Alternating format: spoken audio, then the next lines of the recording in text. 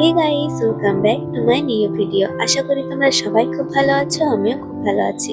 আর আজকে হচ্ছে সানডে, আর আজকে হচ্ছে আমি খুব দেরি করে আর কি উঠেছি ঘুম থেকে। আর প্রতি রবিবারে আমার ক্লাস থাকে 9টার থেকে, তো আজকেও আছে। আর আজকে আমি উঠেছি 8টার সময়, মানে আমি ইচ্ছে করে 8টার সময় উঠেছি। আর এই যে তাড়াহুড়ো করে রেডি হচ্ছি। আর আমি হচ্ছে যে ঘরে থাকলেও একদমই ব্লগ করছিলাম না অনেক দিন ধরে। তারপর হঠাৎ কি মনে হলো যে না, ভিডিও করি। কারণ ভিডিও না করলে গাইস আমারও সত্যি কথা বলতে মন মেজাজ একদমই ভালো থাকে না। তার জন্য ভাবলাম যে তোমাদের সাথে চলো গল্প করা যাক, সাথে তোমাদের সাথে কিছু মুহূর্ত শেয়ার করা যাক। আর প্রতিটা মানুষই হচ্ছে কিছু না কিছু ধরে সামনের দিকে এগিয়ে যাওয়ার চেষ্টা করে। আর ভিডিও করাটাও হচ্ছে আমার কাছে সেরকমই অনেকটা। আর আমি যখন অনেকটা একা ফিল করি তখন আমি আমার পুরোনো ভিডিওগুলো দেখি আর ভাবি যে আমি কত কিছু করেছি। তো আগে যখন আমি এত কিছু করতে পেরেছি, পরবর্তীকালেও আমি অনেক কিছু করতে পারবো। তো পরবর্তীকালে কিছু করার জন্য আমাকে এখন থেকেই শুরু করতে হবে। তো এরকম অনেক কিছুই ভাবতে ভাবতে আমি হঠাৎ করে ভিডিও শুরু করে দিই, আর এই যে আমি ভিডিও করতে থাকি। আর এখানে আমি যখন কথা বলছিলাম তখন সান্তালিতে, আর এই জন্যই আমি মিউট করে দিয়েছি। আর ভেবেছি যে তোমাদের সাথে বাংলায় ভিডিও শেয়ার করব, যাতে তোমরা সবাই বুঝতে পারো। কারণ আমাকে অনেকে বলে যে আমি সান্তালিতে বললে ওরা কিছুই বুঝতে পারে না, আমার বাঙালি বন্ধু বান্ধবেরা। তার জন্য ভেবেছি যে বাংলাতেই ভিডিও করা যাক। আর আজকে হচ্ছে বৃষ্টির কোনো ছিটে ফোঁটা নেই, মানে রোদ দিচ্ছে। তার জন্য মা হচ্ছে যত ভিজে কাপড় ছিল সব বাইরে বের করে দিয়েছে।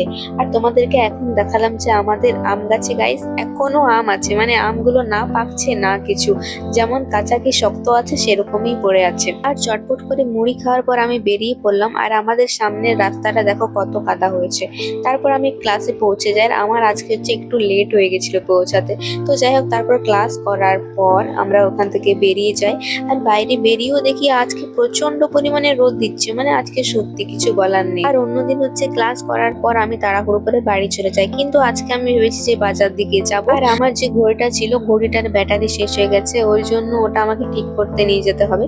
আর গাইস আজকে আমি লুকিয়ে লুকিয়ে শপিংও করে নিয়েছি, মানে কি বলবো। তো যাই হোক, তোমাদেরকে ওটা আমি দেখালাম না। আর আমার বাস যেহেতু আসছিল না, তার জন্য আমি এগুলোতে একা একাই ঘুরে বেড়াচ্ছিলাম। আর আমি যখন সামনের দিকে হেঁটে হেঁটে যাচ্ছিলাম তখন বড় দিদি আর লিঙ্গিকে আমি হঠাৎ করে দেখতে পেয়ে যাই। আর আমার ভীষণই খুশি লাগছিল ওদেরকে দেখে। তো এই যে এখানে আমরা দাঁড়িয়ে ছিলাম, আর ওদের কিছু কেনাকাটার ছিল, তো আমি আবার চলে গেলাম ওদের সাথে কেনার জন্য। তো এই যে ওরা ওখানে কিনছিল আর আমি দাঁড়িয়ে ছিলাম। আর কালকে যেহেতু সোমবার, আজকে সবাই যাচ্ছে শুশুনিয়া থেকে জল আনতে, মানে শুশুনিয়াতে জল নিয়ে সবাই একতেশ্বরে জল ঢালতে যায় হেঁটে হেঁটে। আর এখানে ওদের কেনাকাটা হয়ে যাওয়ার পর আমরা একটু গল্প করছিলাম, তারপরে আমার বাস চলে আসে। তো তারপর আমি বাসে চেপে যাই, আর এখন হচ্ছে আমি বাড়ি ফিরছি। আর আগে হচ্ছে আমার একা একা কোথাও যেতে একদমই ভালো লাগতো না, কিন্তু এখন একা একা ঘুরতে ঘুরতে অভ্যাস হয়ে গেছে, মানে ভালোই লাগে। আর আমার এখনো লজ্জা করে গাইস লোকের সামনে ব্লগ করতে, সত্যি কথা বলতে। মানে আমি চাই যে আমি বাইরে বেরিয়েও ব্লগ করি, কিন্তু আমার ভীষণই লজ্জা লাগে। তো যাই হোক, একদিন না একদিন আমি সেটাও করবো গাইস। তো বাড়ি ফিরে এসে দেখি আজকে আমাদের রান্না হবে মাছ।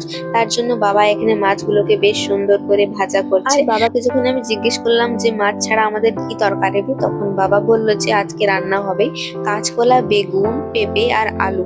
আমার শুনে তো ভীষণই খারাপ লাগছিল গাইস, কারণ এরকম সবকিছু ঘ্যাট করে রান্না করে খেতে আমার একদমই ভালো লাগে না। আর এরকম মিক্স তরকারি খেতে আমার একদমই ভালো লাগে না, এই জন্য আমি বকাও খাই। তো মা আমার জন্য হচ্ছে আলু সিদ্ধ করে দিয়েছিল, তো ওটার সাথেই আমি খেয়েছিলাম। আর তরকারিটা আমি একটু খেয়েছিলাম, ভালোই লাগছিল। আর আমার হচ্ছে সবজি তরকারিগুলো একটু কম কম খেতে ইচ্ছে করে, মাছ মাংস হলে তো কোনো কথা নেই, আমার অন্য কিছু তরকারি চাই না, তার জন্যই আমাকে বকাটা খেতে হয়। আর আজকে আমার অনেক কাচাকুচি করার ছিল, তার জন্য আমি সব জামা কাপড় নিয়ে চলে গেছিলাম পুকুরে। আর পুকুর থেকে এসে এখানে আমি সব জামা কাপড় ছাদে মেলে দিয়েছি। আর একবার করে বৃষ্টি পড়ছে, একবার করে রোদ দিচ্ছে, ওই জন্য আমি আবার চলে এসেছি ছাদ থেকে কাপড়গুলোকে নিচে নামানোর জন্য। আর যে জামা কাপড়গুলো হালকা হালকা শুকিয়ে গেছিল, ওই জামা কাপড়গুলো হচ্ছে আমি নিচে নামিয়ে দিয়েছিলাম। আর আমার হচ্ছে একটা খুব বাজে অভ্যাস, সব জামাগুলো একবার করে পরি আর সব রেখে গাদা করে দিই। আর যখন একসাথে কাচতে হয় তখন নিজেরই কষ্ট লাগে, কিন্তু কিছু করার নেই, নিজের কাপড়গুলো নিজেকেই কাচতে হবে। তো চলো, সপ্তাহের একটা দিন এরকম করাই যায়। আর তারপর আমি সুন্দরভাবে ঘুমিয়ে গেছিলাম গাইস। তারপরে হচ্ছে আমার স্টুডেন্ট চলে আসে, ওকে পড়ানোর পর আমি চলে যাই ফুচকা খাওয়ার জন্য। আর বাইরে বেরিয়ে আমি সেরকম ভিডিও করি করিনি, তো ফুচকা খেয়ে চলে এসেছি।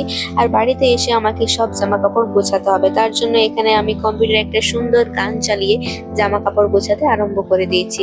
আর এরকম গান চললে গাইস কোনো কাজেই কাজ মনে হয় না, তার জন্য এখানে আমি নিচে নিচে হেলে দুলে সবকিছু বাগাচ্ছি। আর আজকের দিনটা আমার সত্যি কথা বলছি খুব সুন্দরভাবে কেটেছে।